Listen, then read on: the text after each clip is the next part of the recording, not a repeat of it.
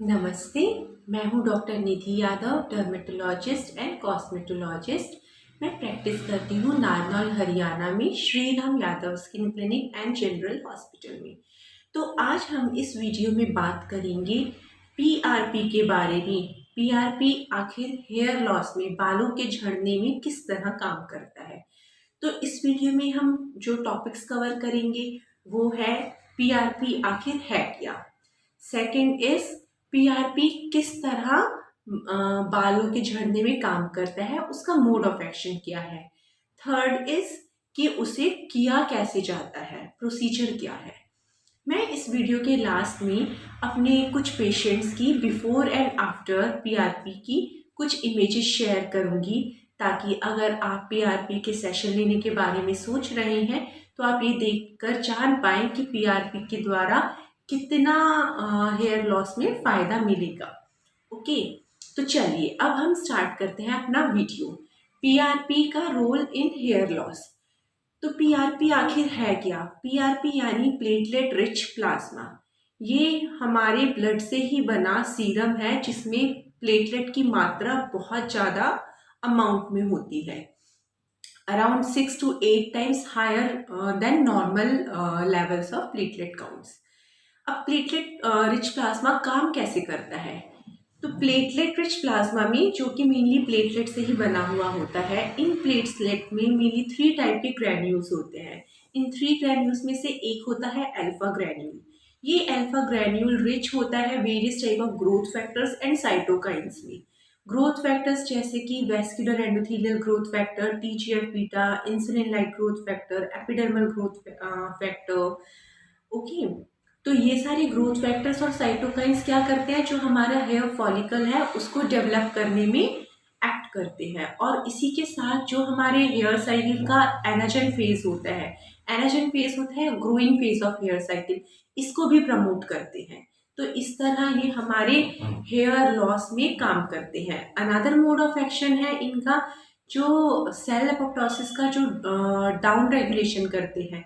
Cell apoptosis means कि जो cell death होती है, नेचुरली हमारी बॉडी की जो सेल्स होती है वो नेचुरली डाई करती हैं, पर पीआरपी क्या करता है कि इट डाउन रेगुलेट्स, मतलब कि सेल एपोप्टोसिस का रेट कम कर देता है हेयर फॉलिकल के सेल्स का। ओके, तो हेयर फॉलिकल के सेल्स थोड़ी धीमी गति से मरते हैं, तो जिस वजह से हेयर फॉल कम हो जाता है। थर्ड इसका मैकेनिज्म ऑफ एक्शन है कि ये एंजियोजेनेसिस को प्रमोट करता है, जो हेयर फॉलिकल के अराउंड जितना भी वेस्कुलराइजेशन होता है उसको प्रमोट करता है। साथ में जो हमारे डर्मल पैपिला के फाइब्रोब्लास्ट है उनका भी सर्वाइवल रेट बढ़ाता है। फोर्थ इसका मोड ऑफ एक्शन है कि जो फॉलिकुलर स्टेम सेल्स होते हैं उनको भी ये प्रमोट करता है, जिसकी वजह से हमारा हेयर रीग्रोथ अच्छा होता है। नाउ अब हम बात करते हैं कि पीआरपी किया कैसे जाता है। तो हम अपने सेटअप में अराउंड 27 ml ब्लड कलेक्ट करते हैं पेशेंट का स्कैल्प सेट की हेल्प से। ओके, ये around 18 gauge to 20 gauge size का होता है, और इसको हम कलेक्ट करते हैं एक स्टेराइल टेस्ट ट्यूब में। इस स्टेराइल टेस्ट ट्यूब में ऑलरेडी एक एंटीकोएगुलेंट मिक्स रहता है, ताकि कि जो ये कलेक्टेड ब्लड है वो क्लॉट ना हो। कलेक्ट करने के बाद इस टेस्ट ट्यूब को हम सेंट्रीफ्यूज मशीन में प्लेस करते हैं और सेंट्रीफ्यूगेशन स्टार्ट करते हैं। सेंट्रीफ्यूगेशन 2 स्टेप्स में होता है। जो फर्स्ट स्टेप होता है वो होता है सॉफ्ट स्पिन, जो सेकेंड स्टेप होता है वो होता है हार्ड स्पिन। सेंट्रीफ्यूगेशन के कंप्लीशन के बाद जो हमारा पूरा कलेक्टेड ब्लड था वो 3 डिफरेंट लेयर्स में सेपरेट हो जाता है। जो सबसे बॉटम मोस्ट लेयर होती है वो होती है आरबीसीज की, यानी कि रेड ब्लड सेल्स की। जो मिडिल लेयर होती है वो हमारे काम की, मतलब पीआरपी होती है, प्लेटलेट रिच प्लाज्मा। जो ऊपर का बिल्कुल क्लियर सुपरनिटेंट फ्लूइड होता है वो होता है प्लेटलेट पुअर प्लाज्मा। तो इस प्लेटलेट पुअर प्लाज्मा को डिस्कार्ड किया जाता है, फिर एक स्टेराइल पिपेट की हेल्प से हम पीआरपी को एक्सट्रैक्ट कर लेते हैं। फिर कुछ फाइन सिरिंजेस होती है लाइक इंसुलिन सिरिंजेस या ट्यूबरक्यूलिन सिरिंजेस। इन सिरिंजेस की हेल्प से ये कलेक्टेड पीआरपी हम स्कैल्प में इंजेक्ट करते हैं। जैसे ही ये पीआरपी स्कैल्प में टिश्यू के पास जाता है तो प्लेटलेट्स के अंदर मौजूद अल्फा ग्रैन्यूल्स ये एक्टिवेट हो जाते हैं और ये अपने growth factors and cytokines release करना स्टार्ट कर देते हैं। तो चलिए अब जानते हैं कि हमें क्या चेंजेस हमारे बालों में क्या एडवांटेजेस हमें पीआरपी से मिलेंगे। तो सबसे पहले ये है कि बालों का झड़ना हमारा ये रोक देता है। दूसरा इसका बेनिफिट है कि पीआरपी से क्या होता है, जो हमारा हेयर का शाफ्ट है, जो डायामीटर है, वो थिक हो जाता है। कुछ डिजीजेस में क्या होता है कि बाल बिल्कुल पतले पतले होते जाते हैं। पीआरपी के प्रोसीजर के बाद जो बालों की थिकनेस है वो बढ़ जाती है। देन बाल की हेयर ग्रोथ बढ़ जाती है, क्योंकि ये एनाजन फेज को बढ़ाता है। इसके साथ ही स्कैल्प कवरेज जो होती है वो भी इम्प्रूव हो जाती है। तो बात करते हैं अब सेशंस के बारे में। जनरली मैं रिकमेंड करती हूँ अपने पेशेंट्स को कि महीने में एक सेशन होता है पीआरपी का, फॉर एवरी 4 मंथ्स, मतलब कि 4 सेशंस मंथली आपको लेने होते हैं। उसके बाद मेंटेनेंस सेशन आप एवरी 6 मंथली या फिर 1 ईयरली ले सकते हैं।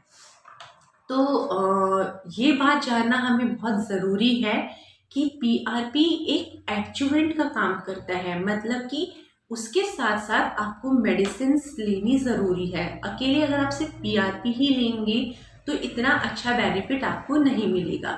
इसलिए अपने हेयर लॉस के लिए ऑलवेज आपको एक डर्मेटोलॉजिस्ट से कंसल्ट करना चाहिए, ताकि कुछ मेडिसिन इसके साथ में आपको स्टार्ट करी जा सके। कुछ मेडिसिन जैसे मिनॉक्सिडिल टॉपिकल फॉर्मुलेशन में मिल सकता है, फिनास्टेराइड मिल सकता है, ओरल टैबलेट फिनास्टेराइड की मिल सकती है, और कुछ मल्टीविटामिन आपको लेनी पड़ सकती है। साथ में डाइट में प्रोटीन डाइट आपको थोड़ा इनटेक आपका बढ़ाना पड़ सकता है। अब हम बात करते हैं साइड इफ़ेक्ट्स के बारे में। PRP generally very safe procedure होता है, क्योंकि इसमें आप ही का ब्लड लिया जाता है, उसको सेंट्रीफ्यूज करके आप में इंजेक्ट किया जाता है। तो ऐसा इसका कोई साइड इफ़ेक्ट नहीं है। हाँ, थोड़ा एक मिनिमल पेन इसके साथ रहता है, जिसको हम कोशिश करते हैं कि वाइब्रेटर डिवाइसेस की हेल्प से उसको हम ओवरकम कर सके, या फिर आइस पैक्स यूज़ करते हैं इस पेन को कम करने के लिए। और कई लोगों में कुछ नंबिंग क्रीम्स होती हैं, एनेस्थेटिक क्रीम्स होती हैं, वो भी यूज़ करनी पड़ सकती है। दूसरा जो बहुत रेयरली साइड इफ़ेक्ट हो सकता है वो है सेकेंडरी इन्फेक्शंस। इसीलिए मैं अपने पेशेंट्स को जनरली रिकमेंड करती हूँ कि जब भी वो अपने पीआरपी सेशन के लिए आए तो अपना हेड वॉश लेकर आए। हेड वॉश करके आएंगे तो सेकेंडरी इन्फेक्शन के चांसेस थोड़े कम हो जाते हैं। साथ ही में एवरी डॉक्टर जब भी वो कोई भी प्रोसीजर करता है तो स्कैल्प को वो स्पिरिट या पोविडीन आयोडीन से वो क्लीन करेंगे ही। तो इस कारण सेकेंडरी इन्फेक्शन के चांसेस बहुत नेग्लिजिबल हो जाते हैं। तो अब मैं आपके साथ कुछ शेयर करूंगी अपनी पेशेंट्स की बिफोर एंड आफ्टर पिक्स। इन पेशेंट्स को हमने पीआरपी के सेशंस भी दिए हैं, और साथ ही मेडिसिन पर भी थे। ये जो आप फोटोग्राफ्स देख रहे हैं, इन सभी पेशेंट्स ने एटलीस्ट 2 सेशन ऑफ पीआरपी लिए हैं। साथ ही में टॉपिकल मिनॉक्सिडिल या फिर टॉपिकल मिनॉक्सिडिल प्लस फिनास्टेराइड या फिर ओरल फिनास्टेराइड भी लिया हुआ है। तो आपको ये वीडियो अगर अच्छा लगा तो प्लीज़ इसे लाइक करें एंड मेरा चैनल सब्सक्राइब करें। धन्यवाद।